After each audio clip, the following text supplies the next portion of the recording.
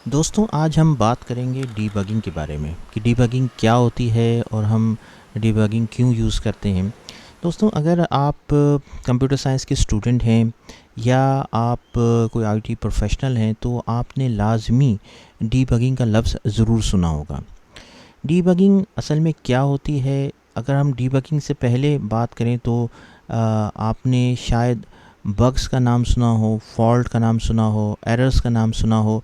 ये चीज़ें क्या होती हैं और इन चीज़ों का डीबगिंग से क्या ताल्लुक़ होता है। दोस्तों डीबगिंग असल में एक ऐसा प्रोसेस होता है जिसमें हम कोड में आने वाले फेलियर को हम आइडेंटिफाई करते हैं या उसके कॉज को आइडेंटिफाई करते हैं कि वो एरर या वो बग आया क्यों है। अगर हम पहले इसकी डेफिनेशन की बात करें डीबगिंग की, तो डीबगिंग की डेफिनेशन है कि the process of determining the cause of failure is known as debugging.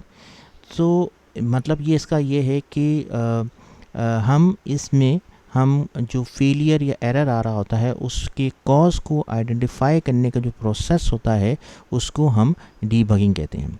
अब दोस्तों इस बात को इस तरह समझिएगा कि एक प्रोग्रामर है जो कि जावा में या सी में उसने कोई कोड लिखा। कोड लिखने के बाद वो जब उस कोड को कंपाइल करता है तो उसके अंदर डिफरेंट फॉल्ट या एरर्स आ जाते हैं। उन फॉल्ट या एरर्स को वो फिक्स करता है। इस चीज़ को हम बेसिकली इस प्रोसेस को हम डीबगिंग कहते हैं कि प्रोग्रामर ने कोडिंग करने के बाद वो जो एरर आ रहे होते हैं उन एरर्स को के कॉज को आइडेंटिफाई करता है और उसके बाद उनको वो फिक्स करता है। अब इसमें डिपेंड करता है कि बग्स जो हैं वो किस किस्म के आ रहे हैं, क्या कोई लॉजिकल एरर आ रहा है या किस किस्म के इश्यूज़ या प्रॉब्लम्स आ रही हैं। अब जिस वक्त वो इस पोजीशन में होता है कि वो उन एरर्स या प्रॉब्लम्स के कॉज को आइडेंटिफाई कर लेता है तो वो फिर उनको फिक्स भी कर सकता है। अब सिंपल सी बात ये है दोस्तों कि अगर हम किसी इशू या कोड में जो प्रॉब्लम आ रहा है, अगर हम उसका कॉज ही आइडेंटिफाई नहीं कर पा रहे तो हम उसको जो है वो हम फिक्स कैसे कर सकते हैं, उसको हम इशू को रिजॉल्व कैसे कर सकते हैं। डीबगिंग जो है सिंपली एक प्रोसेस है जिसमें हम फॉल्ट या एरर जो आ रहा होता है उसके कॉज को हम आइडेंटिफाई करते हैं। अगर जो है कोई इशू अकर होता है, कोई प्रॉब्लम आता है तो हम सबसे पहले कोड को देखते हैं कि इशू आ क्यों रहा है। यहाँ पे एक और चीज़ आप देखिएगा कि एक और चीज़ है कि debugging occurs as a consequence of test revealing a failure. मतलब ये है कि जब हम डीबगिंग परफॉर्म करते हैं तो हम उसके कॉज के फेलियर को आइडेंटिफाई करते हैं ताकि हम उसको सॉर्ट आउट कर सकें, हम उसको फिक्स कर सकें। डीबगिंग का प्रोसेस अप्लाई करने के बाद एक्चुअली हम जो है वो उस प्रॉब्लम को या इशू को रिज़ॉल्व कर पाते हैं।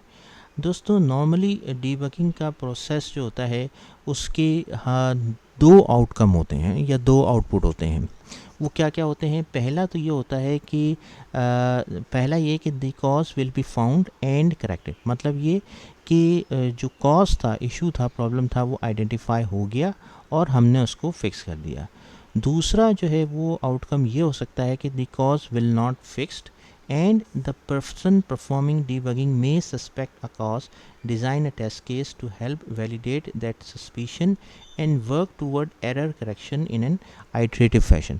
मतलब ये दोस्तों इस बात का कि दूसरा आउटकम ये हो सकता है कि हमें कॉज मिला ही नहीं, हमें नहीं मिल सका कि कॉज क्या था, तो फिर उस केस में हमें टेस्ट केसेस बनाने पड़ते हैं और एक आइटरेटिव मैनर में उस प्रॉब्लम को हमें रिजॉल्व करना पड़ता है। अब मैं आपको एग्जांपल देता हूँ डीबगिंग के प्रोसेस की। मिसाल के तौर पे यहाँ पे हमने जो है वो कंप्यूटर ने पे कोड रन हुआ, हमने डीबगिंग का प्रोसेस चलाया, जो इश्यूज या एरर आ रहे थे उनको आइडेंटिफाई किया गया, उनको करेक्ट किया गया और उसके बाद रिग्रेशन टेस्टिंग परफॉर्म करने के बाद टेस्ट केसेस जो है परफॉर्म किए गए और उसके बाद दोबारा कोड जो है वो रन किया गया।